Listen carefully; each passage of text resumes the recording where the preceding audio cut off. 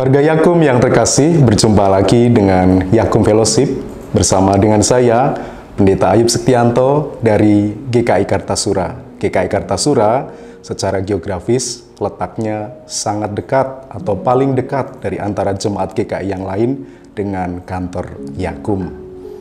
Nah, sebelum kita bersama-sama akan merenungkan sabda Tuhan, kita berdoa mohon penyertaan Roh Kudus. Mari kita berdoa. Ya Allah, kami bersyukur karena Engkau terus menyertai kehidupan kami. Engkau terus menemani di dalam kuasa Roh Kudus, dalam segala gumul juang hidup kami, dalam segala hal yang harus kami tapaki, di dalam kehidupan yang tidak selalu mudah kami jalani. Kami bersyukur karena pada waktu ini kami bersama-sama boleh dihantar oleh Tuhan untuk kembali bersama-sama bersekutu, terlebih juga akan bersama-sama merenungkan sabda Tuhan yang kami yakini menguatkan, meneguhkan, menegur, mengingatkan, dan menyatakan kasih dan pengharapannya bagi setiap kami sebagai warga Yakum. Berkatilah sehingga firman ini mempengaruhi kehidupan kami, dan kami mengalami firman ini sebagai bagian yang menguatkan kami. Dan lebih dari itu, biarkanlah kehidupan kami di dalam seturut dan seluruh langkah hidup kami mengalami Sang Firman yang hidup, Yesus Kristus, yang menyatu di dalam langkah kehidupan kami. Bersabdalah ya Allah, dengan penuh syukur kami menyambutnya. Di dalam Kristus Yesus, sabda yang hidup, kami berdoa dan percaya. Amin. Warga Yakum yang dikasihi Tuhan, saya akan membacakan bagi kita semua Yudas ayat yang ke-20 sampai 23, karena Yudas ini hanya satu pasal. Akan tetapi kamu, saudara-saudaraku yang kekasih, bangunlah dirimu sendiri di atas dasar imanmu yang paling suci dan berdoalah dalam Roh Kudus. Peliharalah dirimu demikian dalam kasih Allah sambil menantikan rahmat Tuhan kita Yesus Kristus untuk hidup yang kekal. Tunjukkanlah belas kasihan kepada mereka yang ragu-ragu. Selamatkanlah mereka dengan jalan merampas mereka dari api. Tetapi tunjukkanlah belas kasihan yang disertai ketakutan kepada orang-orang lain juga, dan bencilah pakaian mereka yang dicemarkan oleh keinginan-keinginan dosa. Demikianlah sabda Tuhan bagi kita semua. Warga Yakum yang terkasih, manusia zaman now, manusia zaman sekarang ini, termasuk saudara-saudara dan juga saya, hidupnya ditandai dengan bukan hanya multiple identity, identitas yang rangkap dan banyak, tetapi juga bahkan hybrid identity.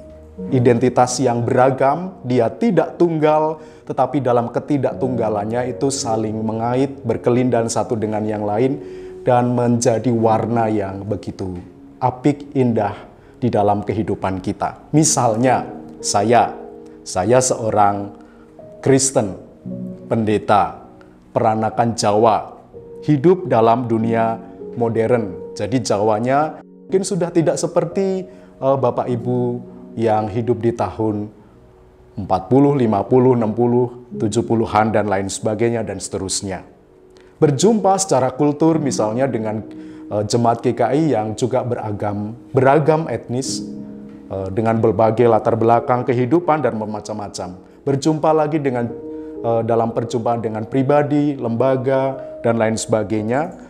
Berjumpa dengan pengalaman yang baik, yang buruk, yang sehari-hari, yang biasa, maupun situasi-situasi yang ekstrim dialami. Hingga kemudian membentuk saya seperti sekarang ini. Iman Kristiani saya menjadi berwarna, menjadi semakin dinamis, sekaligus juga diteguhkan melalui berbagai perjumpaan dalam identitas saya. Termasuk juga warga Yakum yang tentu mengalami berbagai perjumpaan secara langsung maupun virtual seperti sekarang ini, mendengarkan berbagai kisah sabda Tuhan yang dituturkan melalui berbagai orang, hamba Tuhan, pendeta, dan lain sebagainya, tetapi juga dalam perjumpaannya sehari-hari. Kita sangat berwarna dan beraneka ragam identitas kita. Itu juga yang dialami dalam skala yang kecil di dijumpai oleh jemaat perdana yang menjadi alamat dari surat kepada jemaat perdana yang ditulis oleh orang yang mengatasnamakannya sebagai Yudas yang hanya satu pasal ini. Jemaat perdana pada waktu itu punya identitas awal mereka sebagai orang Kristen yang kebanyakan mayoritas adalah orang Kristen yang bertradisi Yahudi, memegang adat istiadat, Taurati, dan berbagai hukum agama Yahudi. Mereka lalu menjadi seorang Kristen dengan membawa latar belakang mereka sebagai seorang Yahudi. Berjumpa lagi dengan identitas sekitarnya, dengan identitas yang ada di dalam kehidupan jemaat. Jemaat mula-mula sangat beraneka latar belakangnya, tetapi juga di sekitar mereka ada banyak pengajaran-pengajaran, baik itu dari para rasul, tetapi juga dari pengkhotbah-pengkhotbah palsu, dan berbagai ajaran agama-agama lain yang hidup dan berkembang di zaman itu. Salah satunya yang disoroti di dalam bagian bacaan Yudas ini adalah perjumpaan mereka dengan kaum-kaum hedonik, orang-orang yang memuja kesenangan di atas segala-galanya, dan lalu kemudian memperbolehkan melakukan berbagai hal, yang penting senang, yang penting bahagia, sehingga kemudian secara moral kehidupan di sekitar jemaat pada waktu itu sangat jauh dari apa yang Tuhan nyatakan dalam sabdanya. Jadi hidup tidak bermoral ini begitu menguasai dan hadir di sekitar kehidupan jemaat perdana pada waktu itu.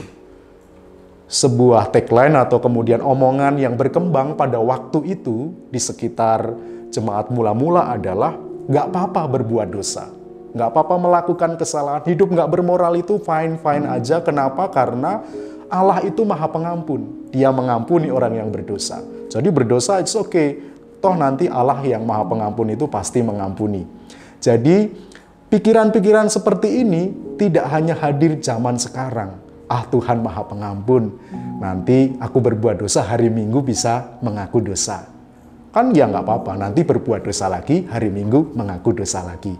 Nah yang begini-begini ternyata sudah hidup sejak zaman awal ketika bagian bacaan Yudas ini juga disampaikan. Hidupnya tidak dan jauh dari hidup bermoral, termasuk juga dalam kehidupannya sehari-hari, tapi itu dimaklumi dan dianggap bahwa kan Tuhan maha pengampun, nanti kan pasti juga diampuni dosanya.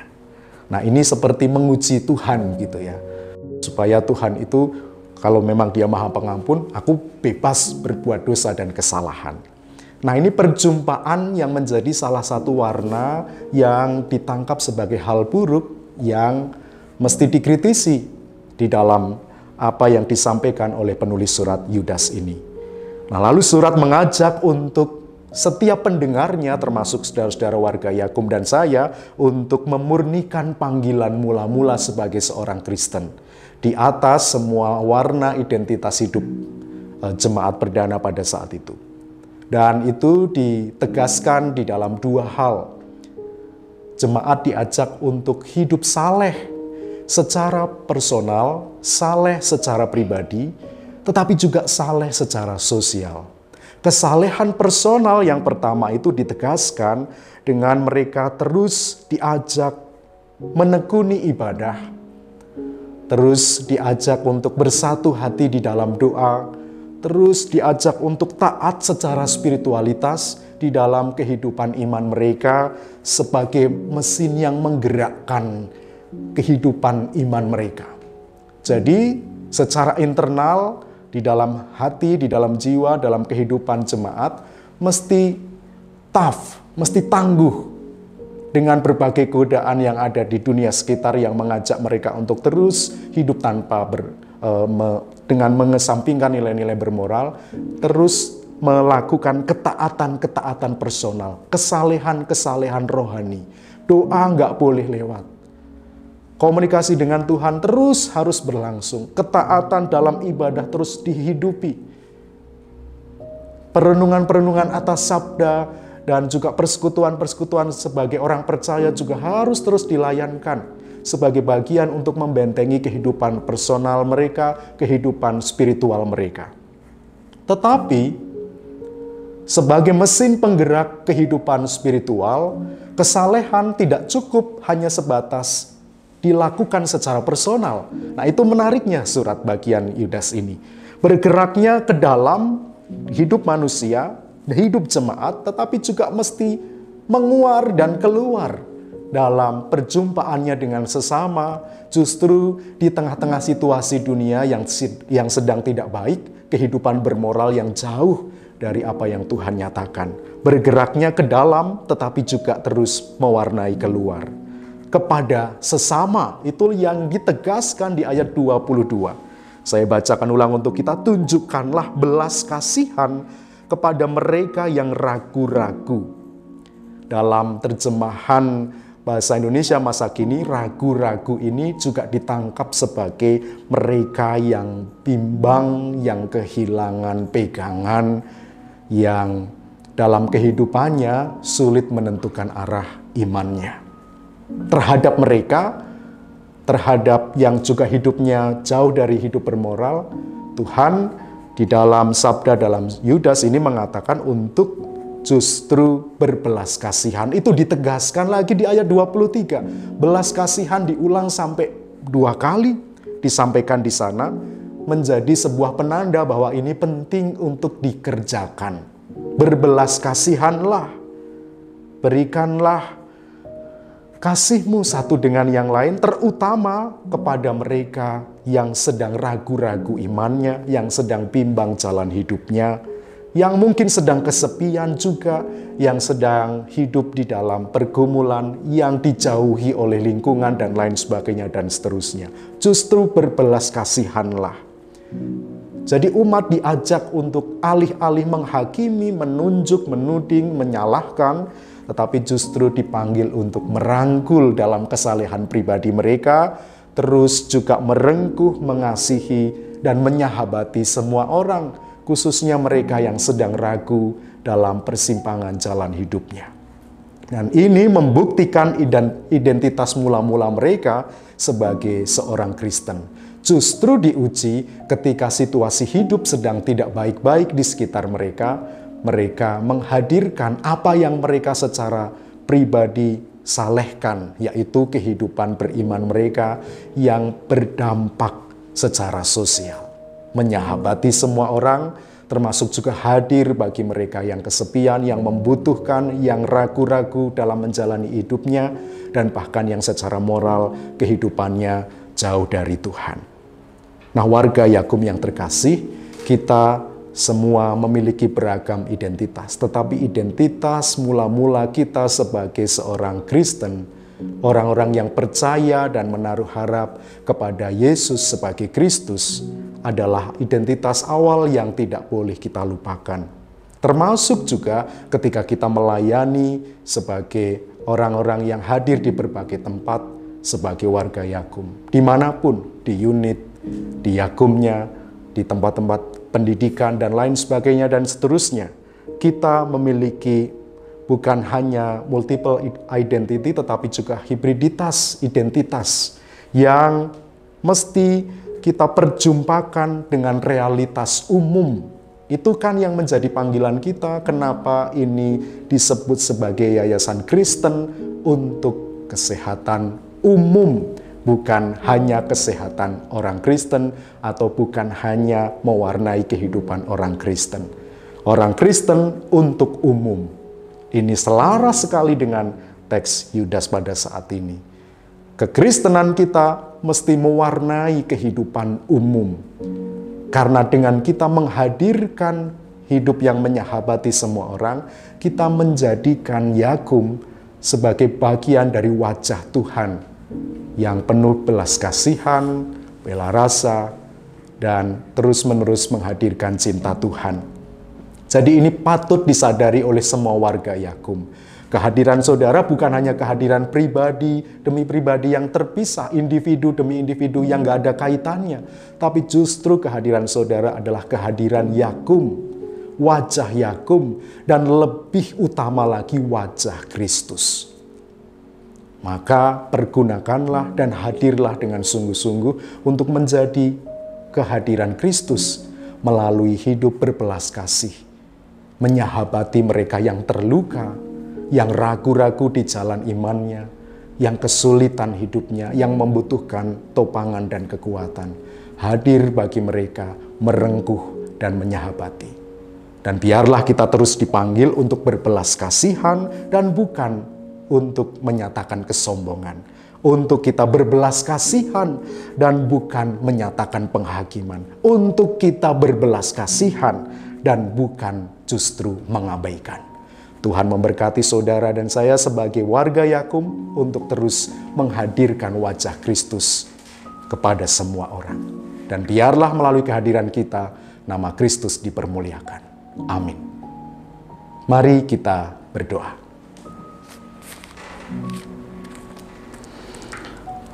Ya Allah yang kami sembah dalam Kristus, Tuhan dan Juru Selamat kami bersyukur karena Tuhan menerangi langkah hidup kami sekali lagi dengan terang firman-Mu yang mengajar dan mengajak kami untuk terus menghidupi ketaatan dan kesalehan secara rohani, secara pribadi, secara personal, yang itu terus boleh mewujud, memancar, menghadirkan terang, sekalipun mungkin nyalanya kecil, tapi terang itu mewarnai kehidupan sesama.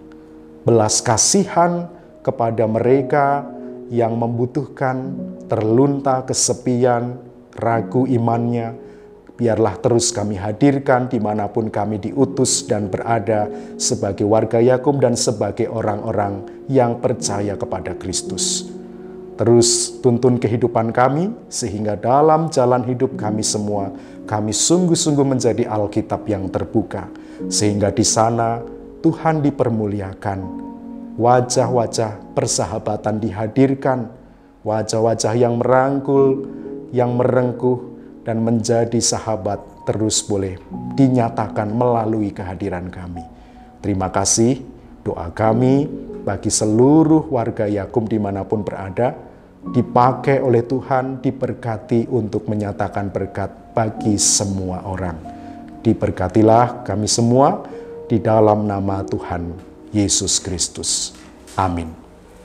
Warga Yakum yang terkasih, marilah kita melanjutkan karya kehidupan kita dengan memohon berkat yang bersumber dari Tuhan. Saudaraku, warga Yakum, terimalah berkat Tuhan.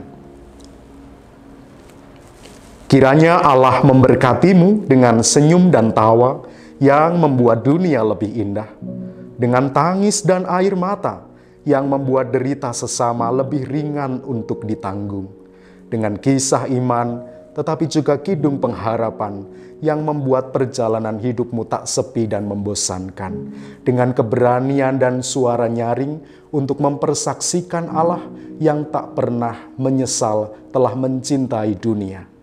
Kiranya Allah Bapa, Anak, dan Roh Kudus merengkuh dan melingkupimu, mengasuh dan mendewasakanmu, memandangmu dan tersenyum padamu, kini dan selamanya. Amin.